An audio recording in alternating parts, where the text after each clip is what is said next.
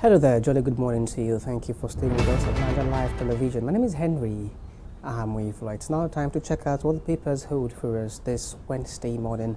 And I'll start off with the Nation paper, which has as lead story, Oyedele replaces Edun as Minister of Finance. A former Minister of State for Finance now replaces the actual Minister of Finance as Minister of Finance. That's the story that the Nation is reporting. It has as writers, ex-minister lists achievement, that's Wale Edun. And also, President Tinubu nominates Dama to take over from dropped Housing Minister Dangiwa. There's a story you're getting off the Nation paper this morning. I'll check out stories above the nameplate of the Nation paper. And there is a story that touches close to home with Silva, an ex-general, others being charged with coup plotting. And a 13-count charge has been filed, and they're saying they're going to trial Silva in absentia because, well, he's currently at large. Well, NCDC activates COVID-19 response measures is a story that also you'd find on page 3 of the Nation paper. This is as Chinese, a Chinese person is down with the virus.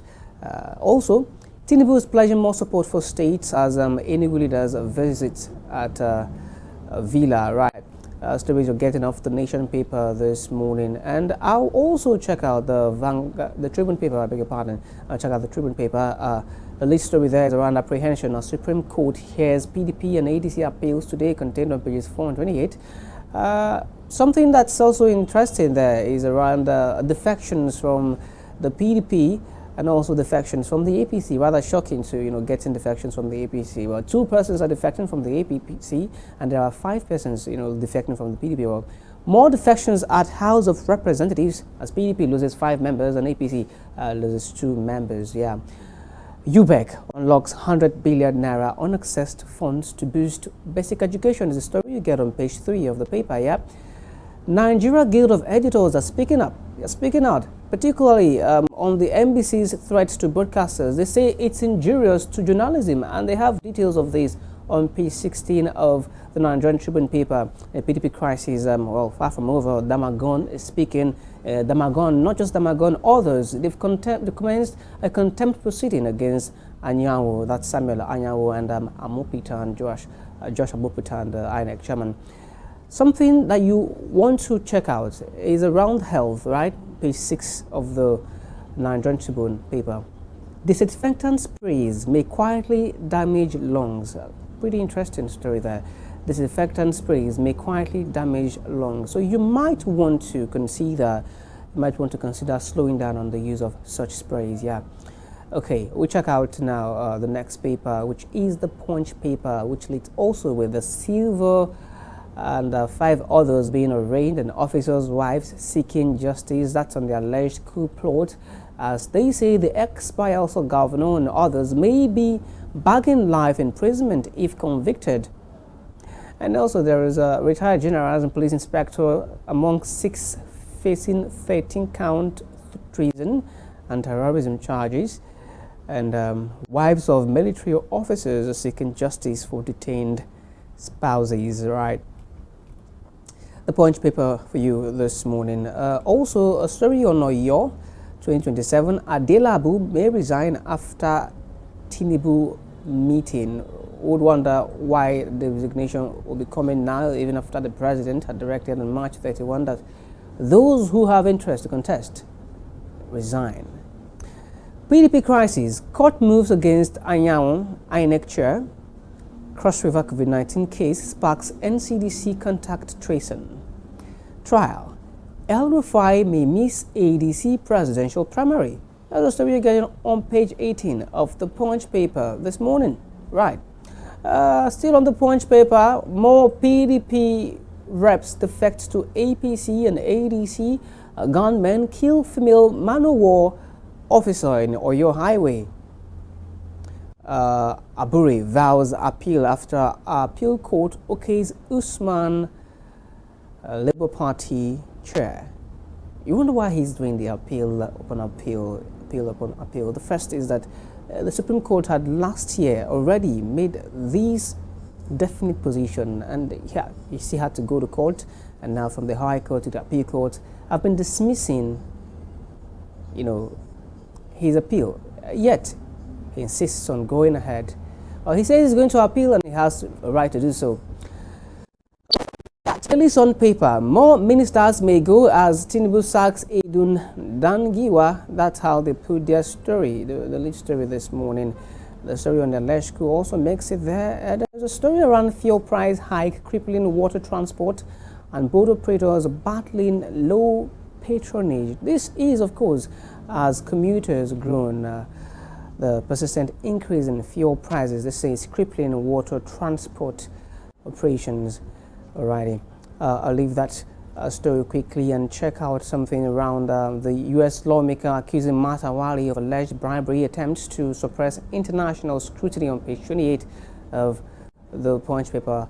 And on expulsion, PDP files contempt charge against INEC chairman Mupitan. Tinubu Igbazo hails Senator Carlo at 66 as ex-Abia governor dismisses INEC interference claims by opposition parties. The Jet has details of that story. The Guardian paper. Anxiety in opposition as Supreme Court decides fate of ADC, LP, PDP today. Kwara to compensate slain wounded soldiers of Ken Monji attack, and Tinubu rejects economic team amid pressure to balance reforms with relief.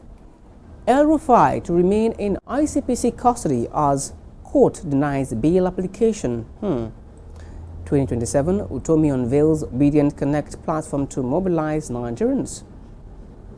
Cross River reports COVID-19 case, activates response center. And EFCC alerts on impersonation as ICPC dismisses 50 billion naira bribery claim. Alrighty, we check out the Daily Trust now. They say RFI is to remain in custody till June. That's a story that's pretty prominent on the Daily Trust paper. FCT students sit WAEC exams amid teachers' strike. Chinese quarantined for COVID-19 in Cross River. And the big story on Silver being charged with a plot to oust Tinubu is also on the Daily Trust paper this morning. Pretty much the same story, yeah? Tinubu replaces Finance Minister Edun, Housing Minister Dangiwa. That's on New Telegraph paper this morning.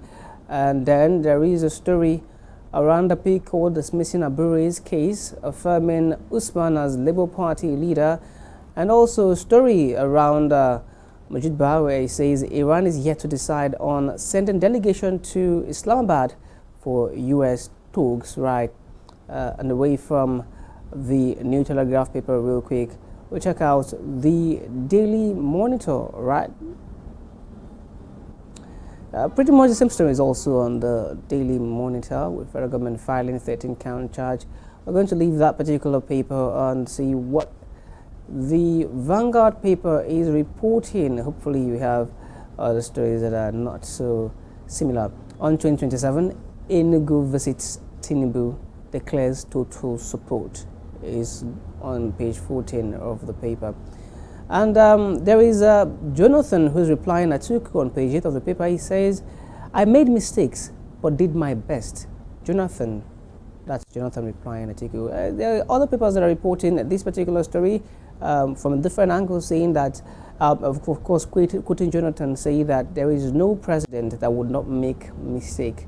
I mean, being in office, no president that wouldn't make mistake being in office. The Daily Independent paper reports on textile sector struggling as high yield seed shortage persists. ADC questions defense allocation as insecurity persists. Is on page 6. Get a copy of the paper, you get details of that particular story. NAT rejects federal government's 30% salary offer, alleges divide and rule tactics. And that's the Daily Independent reporting also Nigeria's domestic debt surging to 80.5 trillion naira as federal government plugs budget gaps. the lead story, as a matter of fact, on the Daily Independent paper this morning. And that's pretty much all of the papers we can review this morning on the paper review segment of our daily broadcast here at Niger Live Television. My name is Henry Ahamuefula. Do have a good one.